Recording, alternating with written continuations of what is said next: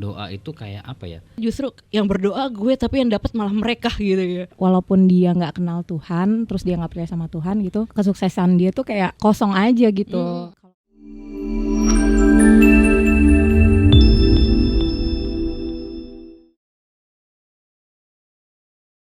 Halo sahabat podcast HKBP Kebayoran Baru. Perkenalkan, nama aku Alexandra Tamba. Hari ini aku membawa teman-teman dari kakak abang PKM nih. Kita perkenalan dulu ya sama mereka semua. Halo semuanya, bang kakak. Halo. Welcome. Terima kasih. Perkenalkan, aku Sandra Tamba di sini akan bincang-bincang ya sama kakak abang sekalian dari PKM. Mungkin bisa perkenalan dulu nih dari abang, terus lanjut ke kakak. Nama, terus juga boleh pasangannya baru apa, marganya apa, boleh juga cerita-cerita dikit di PKM ngapain sih? Apa mungkin kan karena aku tahu abang kakak tuh pengurus gitu. Boleh dari Bang Asal dulu deh. Oke, terima kasih Sandra. Oke, saya bernama Christian Takasdo Simorangkir, biasa dipanggil di sini Asdo Simorangkir ya. Aku istriku baru 12.000. Kami sudah punya dikaruniai Tuhan 2 anak, 1 putra 1 putri. Yang putri baru lahir. Wah, newborn. Iya, baru lahir sekitar 6 bulan lalu. 6 bulan. 6 bulan lalu. 6 bulan lalu. Baby. Di PKM itu Penguatan Keluarga Muda ya. Dari Penguatan Keluarga Muda HKBP Kebayoran Baru, saya dipercaya untuk menjabat sebagai ketua PKM. Iya, ketua PKM. Apalagi mungkin sehari-hari ya. Iya. Sehari-hari saya bekerja sebagai konsultan hukum di daerah SCBD. Jadi ya mungkin itu sedikit Itu perkenalan ya. dari saya. Oke, halo Bang Asta. Boleh berikutnya abang berkacamata? Oke ya, salam kenal. Aku Yohanes Simorangkir, istri Boru Simangunsong, dan boru kami saat ini hampir 8 bulan. Jadi masih baru juga ya. Kalau pekerjaan, aku ngerjain digital transformasi di salah satu BUMN keuangan. Oke. Halo Bang. Kakak. Halo. Yang paling cantik. Ya, halo semuanya. Perkenalkan nama aku Grace Simangunsong, boru Simanjuntak. Di PKM ini kebetulan melayani di seksi sosial. Kemudian udah dikaruniai 2 anak, dua-duanya laki-laki, yang satu umur 8 dan juga 3 tahun. Terima kasih. Halo kakak. Nah, kan kita nih kalau kakak abang ini kan sama-sama pengurus PKM. Iya. Emang dari awal menikah gitu emang langsung join PKM gitu kakak, Bang?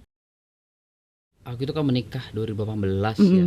Baru join PKM tuh kayaknya 2 tahun setelah 2 tahun menikah 2020. Karena waktu itu kan langsung Covid ya. Iya benar. Terus diajakin PKM tuh kalau nggak salah via Zoom ya, waktu itu. Jadi ikut nggak langsung lah. Saya lupa apakah 2019 atau 2020, tapi tidak langsung setelah menikah. Ya habis itu masih jadi anggota aja. Ketika tahun ini ya langsung dipercaya Untuk jadi ketua. gitu.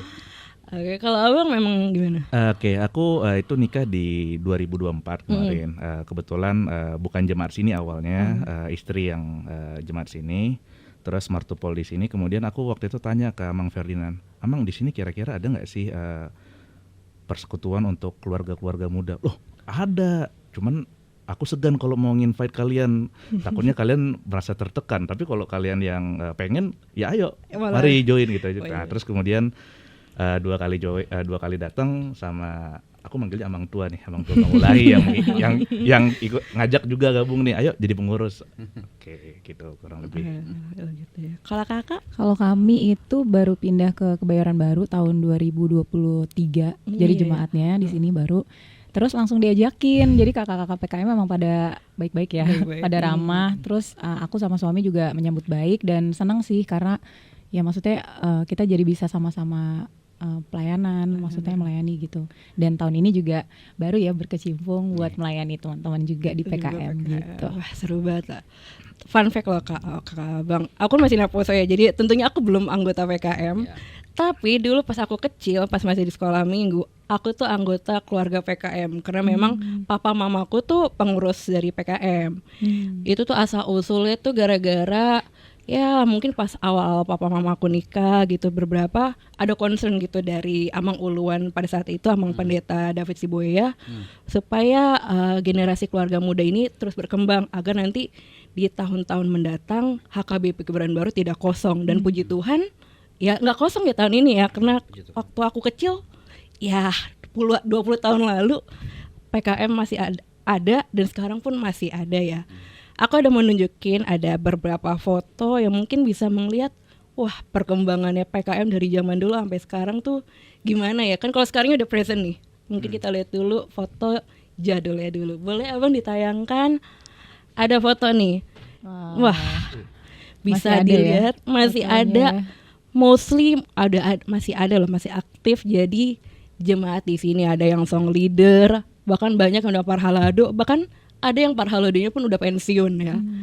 Coba ada lihat mungkin wajah-wajah yang familiar abang kakak Banyak. Iya, banyak ya benar-benar. kan. Itu yang selayar biru itu papaku, yang selayar orange mamaku. Depan ini Om Ivan ada. Nah itu fun fact-nya juga. Aku karena dari kecil ikut jadi keluarga PKM, aku tuh bingung manggilnya tuh kalau sekarang apa. Kalau dari kecil kan biasanya om tante ya, auntie uncle ya kalau sekarang ya. Kalau sekarang aku bingung, ini aku manggil amang inang, om tante atau mungkin ada patuturan lainnya. Karena kayak wah susah ya, kayak yang lain manggilnya kakak abang, tapi aku om tante, tapi yang lainnya juga ada amang inang kayak tiga berbeda gitu ya. Iya. Aku ada foto berikutnya juga, Bang, next slide. Nah, itu bisa dilihat tuh 2006 loh, 20 tahun lalu. Oh iya benar, pas Tuh. banget 20 tahun. Itu ada Sintua Mombang ada, ya kan? Ada Tante Linda juga, ex pramugari juga loh Tante Linda ini, Kak. Ada Sintua Devi, tuh Inang Tua Eli ada. Ada tuh pas memang kalau aku lihat dari spanduknya memang waktu itu ada seminar gitu untuk keluarga mudanya. Nah jadi karena keluarga mudanya di ruang lainnya seminar, boleh next slide-nya Kak. Nah anak-anaknya lomba menggambar. Wah, seru. Ada yang bisa tahu aku yang mana? Yang mana ya? Yang mana ya? Yang di belakang yang lagi ketawa ya? Iya bener aku. Gak berubah mukanya loh. Iya berubah ya, emang muda ya. Tuh kan itu Lucu banget. memang dari teman-teman aku sekolah minggu, dari PKM, sekarang pun juga beberapa aktif juga di Naposo Bulung. Ada juga yang memang merantau untuk perkuliahan, kerja juga. Iya, itu Arthur gitu kan, itu Jason, Kalusi yang aktif song leader juga sekarang. Gitu. Ini ada juga sepupu-sepupu aku. Ini anak kayak Sintua Devi juga ada. Kak Yolanda tuh dulu guru sekolah minggu itu. Kak Yolanda. Sekarang di Belanda. Oke. Nah, kan tadi kita udah perkenalan nih dikit-dikit nih. Abang kakak yang memang ada yang dulu bekerja dan juga aktif bekerja dan juga sebagai seorang suami istri juga pasti ada tugasnya juga kalau sekarang tuh harus ya memberikan lah untuk keluarganya. Nah, dulu zaman kakak bekerja terus juga pas abang bekerja sekarang nih untuk bisa sukses lah ibaratnya ya, itu bisa nggak sih tanpa korbankan iman? Karena kan kadang ada orang yang bilang survival for the fittest gitu. Menurut pandangan abang kakak gimana tuh bang? Apakah possible gitu ya menghalalkan semuanya untuk ambisiusnya kita kak? Apa gimana? Kalau dulu, aku dulu sempat kerja kan, tapi sekarang udah nggak bekerja nih. Tapi yang aku ingat sih, emang perjalanan kita nggak bisa ya kalau kita ngorbanin Tuhan ya. Kita membawa identitas kita kemanapun sampai kita mati ya. Iya, Gitu. iya. Jadi kalau aku pribadi semuanya berjalan karena Tuhan sih. Karena Tuhan ya. Sampai akhirnya tidak bekerja pun sekarang itu ya semua penyertaan Tuhan aja Penyertaan gitu. Tuhan. Jadi semuanya karena Tuhan sih kalau Karena aku Tuhan pribadi ya. Ya, sebenarnya mungkin yang bisa kita diskusikan lagi tuh kadang sukses itu ukurannya apa sih? Gitu. Iya. Kita pengen sukses menurut Tuhan atau menurut dunia gitu Iya, kan. iya. Nah, aku pernah baca satu buku itu bukunya Max Lucado, judulnya It's Not About Me. Nah, bahwasanya hidup itu bukan tentang kita tapi tentang Tuhan, karena Tuhanlah sumber dari segala sesuatu gitu kan. Kalau kita mungkin lihat ke Alkitab bagaimana Daud sendiri mengakui bahwasanya semuanya itu berasal dari Tuhan. Jadi ya mungkin ya bersama Tuhan kita pasti bisa mencapai kesuksesan itu sendiri. Iya. Gimana nih kalau abang gitu? Biasa ya pengurus PKM. Approve ya? Ya, saya setuju sekali ya. Maksudnya ya kita semua tahu lah iman tuh yang utama. Jadi jangan pernah kita menggadaikan iman lah istilahnya gitu ya demi apapun itu, mau sukses mau karir. Jadi rasa-rasanya iman itu terlalu luar biasa untuk kita gadaikan demi sebuah hal yang kecil gitu ya dibandingkan iman. Iman urusannya kekal, sedangkan kita di dunia ini sementara. Itu sih. Tapi abang kakak pernah mengalami gitu misalnya cobaan-cobaan yang ini iman kakak abang gitu mungkin saat di pekerjaan kakak kemarin gitu abang yang kayak aduh kayaknya nih mungkin aku bisa kalau misal aku bukan Kristen, aduh aku dilihat karena aku Kristen gitu. Banyak sih sebenarnya Banyak, ya gimana ya, kadang-kadang godaan atau cobaan itu datang bukan karena orang lain juga, kadang-kadang kesempatan situasi ya. Contohnya gini, contoh konkret ya, kadang-kadang saya bekerja sebagai konsultan hukum itu adalah misalnya di saat misalnya ya, karena saya litigasi jadi saya berhadapan dengan apa namanya counsel apa penasihat hukum lawan gitu ya. Kadang-kadang dia lupa nih misalnya sesuatu hal yang sebenarnya merugikan dia gitu. Tapi sebenarnya secara hukum acara mesti dia ingat, tapi ya mungkin namanya manusia lupa. Saya bisa nih milih, saya diem, dia rugi, saya untung, atau saya omongin secara rekan karena saya punya kode etik juga untuk ya kita saling menghormati lah. Kadang-kadang saya WhatsApp aja gitu, abang tadi lupa minta ini, bukannya abang berhak minta ini gitu. Nah itu kadang-kadang kita bisa milih, kita diem, dia rugi, kita untung, kita ketawa aja kan, siapa lupa gitu. Nah tapi saya kadang-kadang saya gak enak juga, kasihan juga ini kadang-kadang lihatnya mungkin dia lupa karena kalau lagi mau membela orang kan bergumul-gumul dia lupa gitu. Saya ingatin aja abang jangan lupa ini abang bisa minta ini gitu. Jadi kadang-kadang situasi kita pasif juga bisa melanggar kan, tapi kita juga ada pilihan kita mau nggak lebih karena iman kita tadi gitu. Iya, jadi kayak walaupun sebenarnya bisa ada kesempatan kita untuk lebih berhasil, cuman kayaknya secara hati nurani kayak gue maunya mainnya fair gitu ya gitu. Nah kakak abang kan kadang tuh memang kalau di pekerjaan kita ya kan kalau kita simpang siur nih kan kakak tadi cerita kalau kakak tuh pramugari dan kadang kan memang menjadi pramugari tuh cukup tough ya apalagi di TikTok lah di Twitter lah, suka ada yang memang seniority lah apalah yang cukup challenging juga ya gitu apalagi mungkin awal-awalnya dulu junior tapi ketemu yang senior banget gitu kan bahkan sampai ada ya tiktokers yang nge-spillin dulu kebobrokannya tuh gimana tapi ada nggak kak waktu itu mungkin kesempatan atau mungkin bukan kesempatan sih ibaratnya kayak yang dimana mungkin bisa bermain licik gitu ya namanya untuk supaya dilirik sama senior atau atasan kakak gitu. Cuman apakah waktu itu relevan gak sih kak pas apalagi kita sebagai seorang Kristen gitu untuk supaya ya untuk bisa dilirik senior mungkin supaya schedule-nya yang enak bisa lokasi yang enak gitu pernah nggak kakak ngalamin nggak? Kalau aku pribadi karena nama aku aja udah Grace ya udah ketahuan banget pasti orang Kristen ya jadi emang nggak bisa ditutupin gitu tapi adalah yang kayak tadi Pak Asdo bilang ya yang secara kesempatan ya akhirnya agak sedikit kelihatan berbeda gitu. Tapi sejauh ini sih nggak yang gimana-gimana sih. Ya. Jadi aman-aman aja. Nggak pernah sampai yang berbenturan banget yang seperti orang-orang alami zaman sekarang puji Tuhannya gitu. Oh iya masih emang Grace gitu ya benar ya. Memang ngomongin nama kita berat semua ini. Grace, namanya ketahuan ya. Semua tahu. Iya. Dan kalau bisa ya memang jangan sampai berbuat masalah ya. Iya. Sih soalnya nama kita agak berat ya. Agak berat ya. Nama tanggal pun juga Maria gitu kan. Nah, betul. Kalau Bang Yohanes ada nggak gitu Bang pengalaman yang mungkin kayaknya aku harus lebih licik harus lebih gitu deh supaya dapat spotlightnya gitu.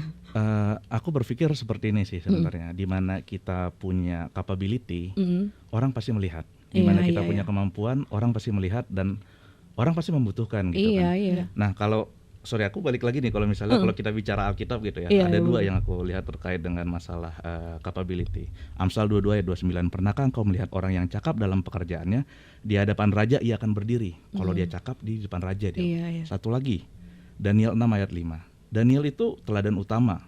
Dia sangat amat kompeten, sangat pintar, sehingga musuhnya nggak bisa nih cari dia celah. Jadi kalau misalnya kita capable, kita jago dalam banyak hal, ya kita nggak perlu jadi licik untuk bisa naik karir. Naik lah gitu ya. Balik lagi nih. Tadi kan Bang Asdo cerita yang dimana abang yang justru menyampaikan ke lawannya abang gitu ya, yang abang bisa kalau abang ini, oh bisa lo minta dokumen-dokumen ini. Tapi karena abang melakukan hal itu, mungkin ada rekan kerja abang nggak ya malah bilang, kok lu malah gitu, itu malah ngehambat karir lo, malah ngehambat project lo. Ada pernah mengalami hal itu nggak bang? Mungkin rekan-rekannya atau gimana? Pernah sih, tapi dalam bukan situasi tadi ya, situasi tapi lebih kayak pilihan. Saya pernah diminta sama atasan saya waktu saya bukan kerja di kantor sekarang, kantor yang dulu ya. Saya masih agak junior lah ya. Saya tidak tahu ya, waktu itu atasan saya memilih saya untuk meriksa pekerjaan senior saya. Senior abang. Ini sebenarnya saya juga bingung, kenapa junior kok suruh meriksa pekerjaan senior. Jadi yang milih itu adalah lebih senior lagi. Kamu tolong dong. Ini jadi dia atasan saya, di bawahnya ada atasan saya juga, di bawahnya baru saya. Nah, saya disuruh memeriksa pekerjaan yang di atas saya langsung. Yang nyuruh ini di atasnya lagi gitu kan. Saya bingung kenapa kebalik ya, kok saya yang disuruh periksa. Tapi saya periksa lah ya. Udah saya kirim. Terus dia bilang gini, udah kamu kirimin dong ke si A gitu ya. Saya bingung, aduh kalau saya yang kirim nanti saya yang digas ini. Kamu junior periksa pekerjaan saya kan gitu kata si A kan. Terus saya konsultasi lah sama teman saya, gimana ya baik ya, janganlah bro, nanti lu malah kena, nanti dianggapnya lu kurang etika atau ini. Udah saya pikir-pikir gini, tapi kan itu perintah atasan saya dan saya nggak salah gitu. Saya itu kan perintah yang memang saya kerjakan ya, nggak ada yang melanggar etika, nggak ada, maksudnya tidak ada melanggar secara alkitabiah mungkin atau secara iman, nggak ada yang melanggar karena saya disuruh saya kerjakan. Akhirnya saya coba cerdik seperti ular lah, tulus seperti merpati kan gitu kalau kata Alkitab. Nah saya pikir saya kirim tapi saya sisi aja atasan saya paling atas kan, supaya saya bilang Dir A gitu, sebagaimana perintah dari ini ya, jadi memang saya diperintahkan untuk memeriksa. Saya kebetulan ada beberapa hal yang saya bisa komentari, tapi izin kalau misalnya ini berkenan, udah saya gitu ya. Wah. Jadi dia udah tahu bahwa ya saya bukan inisiatif sendiri nih, saya disuruh oleh yang lebih atas lagi gitu sih. Ini berarti orang tua Asdo termasuk orang yang cakap sehingga dipercaya pekerjaan tertentu gitu kan. Iya, tapi maksud saya itu kita bukan licik tapi kita cerdik gitu. Jadi jangan terlalu naif disuruh-suruh tanpa mikir situasinya gimana ya gitu. Kita harus aware bahwa kadang-kadang ya mungkin kita harus juga berpikir kalau kita begini apa ya konsekuensinya, kalau begini apa ya konsekuensinya gitu. Iya, tidak hanya langsung auto yes man gitu ya, cuma tetap harus pikir panjangnya, efek jangka panjangnya apa ya gitu. Malah kebawa overthinking gak itu bang waktu itu? Lumayan karena takut lah kita junior gimana masih junior ya. Ini nah juga nih mungkin kita ada dilema klasik ya, kadang tuh mikirnya mau pekerjaan, jabatan atau Tuhan ya. Karena kan mungkin kita nih sebagai orang Kristen ya kadang ada tantangannya masing-masing dengan iman kita juga gimana, dan juga kita sebagai kadang mungkin di lini-lini pekerjaan kita malah kita cenderung yang lebih minoritas ya. Karena itu kan pressure-nya juga mungkin naik turun ya, tergantung tempatnya di mana. Tapi mungkin yang aku mau tanyakan, kalau misalnya kita dapat pressure, tekanan gitu dari atasan yang berbalik dengan prinsip iman kita, yang mungkin sama mereka itu normal aja, oke aja, tapi di kita enggak. Kayak aku tuh dapat kesaksian dari temen aku yang dimana di tempat dia bekerja dulu wajar tuh kalau misalnya kalau lagi dinas di luar kota ya pakai jasa bla bla bla gitu. Sementara itu kan bertentangan dengan iman dia. Malah di temen aku ini malah dibully gitu. Kemarin dia cerita gitu, malah dibully dan hingga sampai dia membutuhkan bantuan psikiater gitu, dia konseling gitu ya, karena dia tidak mau melakukan ataupun yang negatif itu, hingga pun akhirnya dia memutuskan untuk resign. Kalau dari kakak abang tuh mungkin ada nggak yang emang bertentangan dengan iman kakak abang untuk jabatan gitu, atau untuk opportunity pekerjaan, atau mungkin untuk kesempatan lain-lainnya gitu mungkin gak? Kalau di pengalaman aku zaman dulu itu kita bisa naik jabatan kan ada penilaiannya tuh ya. Iya. Sebagai pegawai yang minoritas ya kalau terbang biasanya kalau misalnya kita satu terbang misalnya ada 6 orang atau misalnya pas lagi pesawatnya besar bisa 11 sampai 12 orang, itu biasanya yang Kristen tuh 1 atau 2 orang gitu. Ya paling enggak kita juga harus cerdik yang tadi Pas udah bilang ya, kita juga memanfaatkan situasi yang ada gitu. Pada saat mereka banyak, kita sedikit, ya kita bekerja yang sesuai dengan apa yang ada. Nah nanti kalau kita setiap penerbangan tuh selalu ada kayak lembar penilaian di mana kita tuh misalnya penerbangan itu paling bagus. Jadi itu salah satu indikator kita bisa naik ke jabatan selanjutnya gitu. Nah itu tuh kita kumpulin dalam penerbangan gitu. Jadi menurut aku ya kalau orang Kristen penting banget nih yang kayak gini, jaga integritas. Buat naik jabatan itu perlu Tuhan, tapi kita juga harus memanfaatkan integritas kita bekerja dengan baik gitu. Doa jadi bekerja. semuanya jalan ya nggak sih, nggak harus mengorbankan Tuhan, tapi ya kita pakai tuh integritas kita buat dapet sih penilaian bagus bagus ini ya.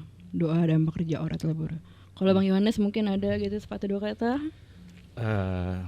Kadang kalau kesempatan yang main-main sebelah mata nggak kita cari, itu nggak akan datang juga kok. Ya udah, kita kerja lurus, kita kerja bagus, kita kasih hasil yang lebih daripada yang diminta atasan, ya udah itu cukup ya. Iya. Nah kan kalau tadi Kak Grace memang cerita yang memang kita juga harus doa dan juga bekerja juga ya. Nah kalau abang-abang ini juga nih mungkin di era yang kompetitif ya zaman sekarang ini ya, udah digital semuanya, AI segala macam, masih ada relevansi nggak sih untuk berdoa gitu ya Bang, untuk di tempat pekerjaan abang, di karir abang sekalian gitu? Saya sendiri sih berdoa itu udah jadi apa ya, kebiasaan. Sebenarnya, karena menurut saya begini, doa itu kayak apa ya, kalau dibilang napas kedua, ya napas kedua lah. Karena kadang-kadang saya berdoa itu bukan cuma berdoa, tapi kayak berkeluh kesah juga sama Tuhan gitu. Kadang-kadang ya untuk karir juga saya berkeluh kesah Tuhan, karena terkadang juga saya merasa bener nggak sih karir saya nih, ini di sini nggak sih Tuhan maunya apa sih di hidup saya nih, mau begini terus kah? Karena kan sebenarnya saya bisa milih pekerjaan yang lain gitu. Karena terus terang pekerjaan kayak saya ini tekanannya terlalu banyak gitu ya. Dan tadi itu kesempatan untuk yang aneh-anehnya banyak gitu ya. Kalau kita mau go with the flow, ya bisa banget gitu. Atau ngelawan flow itu, tapi ngelawan itu kan juga tekanan ya gitu. Bisa juga karir kita terkena. Ya kadang-kadang saya juga berdoa, saya bingung, Tuhan ini arahnya kemana? Kalau Tuhan berkenan, tunjukkan jalannya. Apakah saya memang harus di sini? Kadang-kadang kalau misalnya kayak karir, saya bisa tanya Tuhan, ini kantor yang tepat nggak sih buat saya? Karena kok kayaknya saya nggak cocok di sini. Tapi ternyata Tuhan tunjukin enggak kok, kamu cocok, dinaikin jabatannya kadang-kadang. Tapi ada juga di masa saya nggak naik-naik jabatannya. Terus Tuhan bilang ya mungkin saya berpikir apakah bukan di sini tempat saya, ya saya pindah gitu contohnya. Ya maksudnya ya doa itu sangat relevan kalau buat saya sih. Gitu. Abang gimana? Mungkin aku cerita dikit ya. 2024 awal tuh aku baru lulus dari UK, ambil master. Terus aku apply ke beberapa company, aku apply lah ke perusahaan tempat aku kerja ini, tapi divisinya bukan tempat divisi aku kerja sekarang. Okay. Tapi aku nggak tahu sama sekali, aku cuma berdoa begini, Tuhan, aku pengen banget kerja di sini, dan aku pengen banget masuk ke divisi yang ngerjain kerjaan-kerjaan strategis perusahaan. Nggak ngerti kayak gimana ceritanya, CV ku belok ke tempat yang saat ini ya aku tempati, dan itu ternyata yang aku inginkan gitu. Jadi ya di beberapa cerita lain juga ketika wah ini kayaknya udah hopeless banget, ya udahlah cuma bisa doa gitu kan. Ternyata keajaiban itu datang. Proyeknya jalan, proyeknya beres, tiba-tiba ada tenaga ahli yang datang untuk ngebantuin dan urusannya kelar gitu. Emang berdoa itu memang terbukti ya, memang faktual ya, memang berdoa itu bekerja dimanapun, kapanpun, dan sampai kapanpun. Di case aku sih ketika aku udah benar-benar berserah gitu ya. Aduh udah nggak tahu lagi nih mau ngapain, kayaknya udah best effort ngeluarin apapun gitu, tapi nggak bisa juga. Pas kita berserah ke Tuhan, ternyata Tuhan datang. Dikasihnya justru lebih yang dari kita minta ya sama Tuhan ya, lebih dari yang kita bayangkan gitu ya. Tapi saya punya tambahan.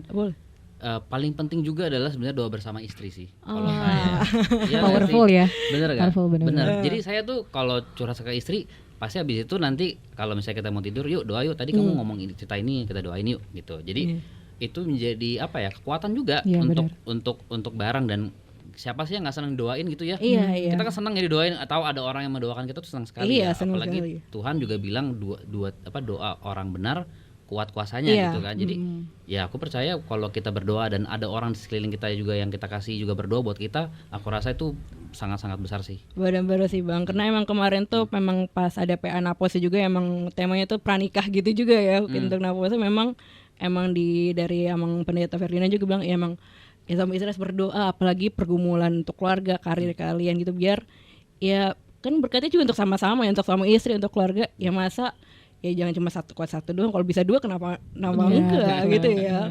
Dua orang lebih baik gitu ya. Nah kakak abang, kan kalau kita nih sebagai orang Kristen nih memang memang pekerjaan utama kita ini berdoa dan bekerja ya, karena kita pun nggak mungkin, kita pun secara walaupun saat kita lagi jauh-jauhnya pasti kita akan balik lagi ke berdoa. Nah abang kakak pernah melihat gitu mungkin dari rekan kerja abang kakak sekalian yang mungkin yang justru yang tidak berdoa, yang bakal sekalipun tuh yang justru malah lebih sukses gitu ya, kayak mereka justru yang berdoa gue tapi yang dapat malah mereka gitu ya. Mungkin abang kakak bisa cerita nggak, ada nggak pernah pengalaman kakak abang itu yang kok yang dapat malah mereka ya, justru mereka yang malah meroket banget padahal mereka cuma bekerja tanpa berdoa. Aku pernah tuh ya dulu di tempat kerja lama kayak gitu. Kebetulan ketemu sama rekan kerja yang laki-laki. Biasanya laki-laki tuh kan kayak pengen terlihat keren gitu, pengen terlihat spesial lah gitu. Kebetulan dia juga terus dia sebelumnya satu agama nih sama kita. Jadi pas dia terbang sama aku dia tahu oh ini pasti Kristen nih karena namanya Grace gitu kan. Jadi ngomongnya kayak semacam mengajak mengalo-ngalo gitu loh, kayak nantang-nantang gitu. Iya. Terus rasanya kan gak enak ya. Terus udah gitu pas terbang juga kadang-kadang ada masalah, terus kesannya jadi kita yang salah gitu. Tapi dalam hati tuh kan kita suka sering kan bilang sama Tuhan kayak Tuhan tolongin dong, nih soalnya aku kayak nggak enak banget nih rasanya gitu, kayak terhimpit banget nih sama masalah ini misalnya gitu. Tapi aku percaya sih kayak walaupun dia nggak kenal Tuhan, terus dia nggak percaya sama Tuhan gitu, kesuksesan dia tuh kayak kosong aja gitu, karena Tuhan tuh pasti dengar dan perhitungkan gitu, dan pada akhirnya ujung-ujungnya kita juga dibantu sama Tuhan gitu. Jadi kadang-kadang suka ngerasa kayak orang mungkin kayak bilang kan kayak kalau kita terbang di atas, kalau misalnya kita berdoa didengar sama Tuhan lebih cepet nih gitu. Ternyata itu bener loh, sering banget terjadi. Jadi kadang-kadang kayak Tuhan aku habis digini nih sama orang gini, rasanya gak enak banget nih gitu. Terus kita tahu padahal dia kan gak berdoa ya, kenapa sih Tuhan kok orang malah lebih suka sama dia gitu ya. Iya. Tapi ternyata Tuhan tuh gak diem gitu, Tuhan justru membantu kita. Walaupun kita lihat kayak kayaknya dia lebih enak nih gitu, tapi ya udahlah kita berjalan terus aja sama Tuhan ya. Tuhan pasti bantu kita. Ya dari abang itu banyak ya orang di sekitaranku yang mungkin nggak percaya Tuhan gitu, tapi karirnya bisa melesat. Kalau aku pribadi itu menjadi pecutan pribadi aja bagiku. Jangan-jangan aku emang kerjanya nggak sekeras mereka, jangan-jangan aku kerjanya nggak seefisien mereka, jadi ya nggak semelesat mereka gitu. Kalau mereka tanpa Tuhan aja bisa melesat, apalagi kalau aku kerja keras dengan begitu kerasnya dan ada Tuhan di belakangku, udah pasti aku bisa melesat juga. Ya berarti belum sekeras itu aku bekerja gitu. Ya kalau saya pengalaman pribadi sih ada ya orang yang lebih maju gitu ya, bahkan saya bisa bilang teman seangkatan saya di beberapa kantor saya yang lama lah, teman sendiri ya beda agama gitu ya, tapi ya teman lah. Terus ya dia bisa maju, bahkan di kantor lain dia maju duluan. Waktu itu saya coba tuh apply ke kantor dia tuh gitu. Ya tapi saya ternyata semacam diomongin lah yang nggak bagus gitu. Maksudnya dia sukses duluan dan dia nggak tahu mungkin menghalangi saya untuk tempat yang sama, ya nggak apa-apa lah gitu kan.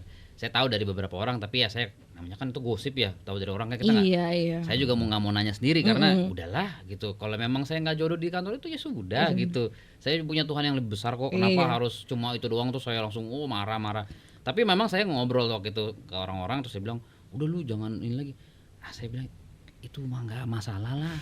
Saya nggak masalah, cuma karena dia lebih maju ya sudah, saya di sini biarin aja. Saya punya Tuhan yang lebih besar kok gitu. Walaupun saya kesel lah ya diomongin gitu, tapi ya saya mencoba bisa lebih besar dari masalah itu gitu. Nah kalau di tempat kantor gitu kan pasti ada KPI lah namanya.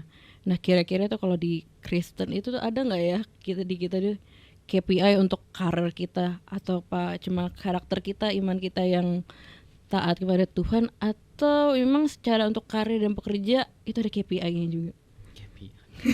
Aku percaya ada sih. Ada. Karena Tuhan sendiri yang bilang tuh. Tuhan akan mengangkat engkau menjadi kepala dan bukan menjadi ekor. Engkau akan tetap naik dan bukan turun apabila engkau mendengarkan perintah Tuhan Allahmu yang kusampaikan pada hari ini, yang kau lakukan dengan setia.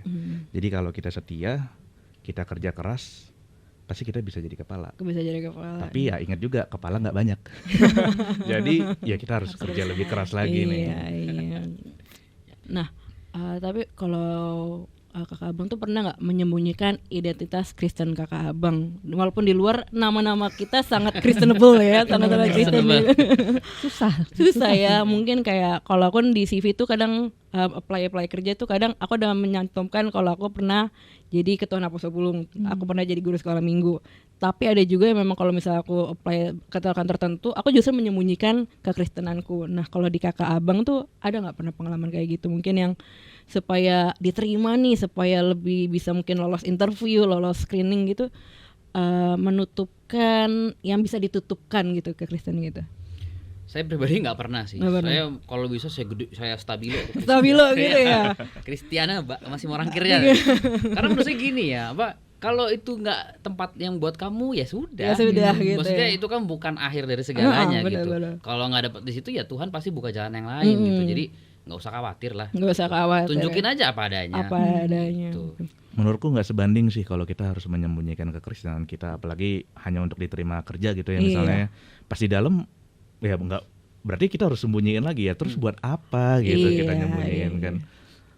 Ya aku nggak pernah melakukan. Nggak pernah gitu ya. Sama aku juga nggak pernah.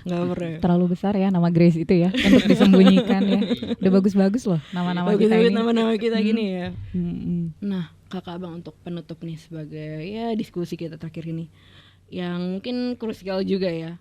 Seandainya nih besok gitu kayak nanti malam langsung diajak gitu, dapat undangan gitu, dapat untuk ketemu besok, ditawarin posisi impian yang wah bener-bener yang kayaknya tuh kalau terpuncak di karya kita, bahkan itu bisa untuk melangkah lebih tinggi lagi, tapi syaratnya tuh ya balik lagi harus sedikit belok atau bahkan belok banget dari iman kita. Apa respon pertama kakak abang? Kalau bikin tidurku nggak tenang kayaknya nggak usah deh. Ngapain kita dapat banyak-banyak tidur aja nggak tenang misalnya kayak gitu kan, apalagi kalau kita sampai gadain iman itu kayaknya nggak worth it lah untuk dilakukan. Kalau saya justru gini ya respon saya mau tanya, kamu mau nggak A tapi kamu harus misalnya pindah agama atau jual iman. Saya terhina loh, saya untuk mendapatkan itu harus begitu gitu ya. Saya punya value, maksudnya begitu. Kamu menghargai saya begitu rendah gitu. Ya mending saya cari tempat lain gitu. Saya lebih tinggi dari itu, nggak mau dong. Saya udah kerja capek, saya udah punya pengalaman, skill segala macam. Dihargainnya cuma karena pindah agama aja yuk, atau imannya jangan deh. Ya yang dihargain kok itu, hargain yang lain dong. Kalau saya gitu. Ya itu ya, kalau kita punya capability, kita punya integritas, ya kita punya jalan sendirilah untuk mencapai kesuksesan. Nggak perlu ngemis-ngemis, minta-minta, apalagi sampai gadain iman, membuat sesuatu hal yang nggak sesuai dengan integritas, itu nggak perlulah untuk dilakukan. Kakak sama, kebetulan udah jadi ibu rumah tangga ya, jadi nggak mau lah gitu ya sampai nyembunyiin Tuhan buat sesuatu yang lain gitu, buat Maya doang, itu sementara doang ya. Iya. Dan mungkin teladan yang paling bagus ya Tuhan Yesus sendiri ya, waktu digoda sama iblis kan, ditawarin dunia untuk apa gitu, untuk apa gitu, untuk sebongkah roti doang gitu, untuk apa? Kalau misalnya bisa dapat memang lebih lagi. Kita perlu ingat Tuhan itu bisa ngasih segalanya buat kita, jadi kita nggak usah berharap orang lain yang ngasih. Biar Tuhan yang bener ngasih aja. kita, kan? Sehingga pasti ada aja kok alat Tuhan untuk kita ya gitu kok ya. Thank you lah Bang Kakak untuk insight-nya, karena dari kita diskusi pada saat ini, hari ini, memang yang pasti kita bukan hanya karena kita seorang Kristen gitu doang ya, memang kita harus selalu berdoa dan juga jangan lupa untuk bekerja, karena tanpa iman kita ya kita apa lagi di dunia ini ya kalau tanpa Tuhan Yesus. Thank you Abang Kakak untuk diskusi kita pada hari ini. Terima kasih. Tuhan memberkati keluarga kakak abang sekalian. Tuhan Yesus memberkati. Tuhan Yesus memberkati. Terima kasih teman-teman sahabat podcast.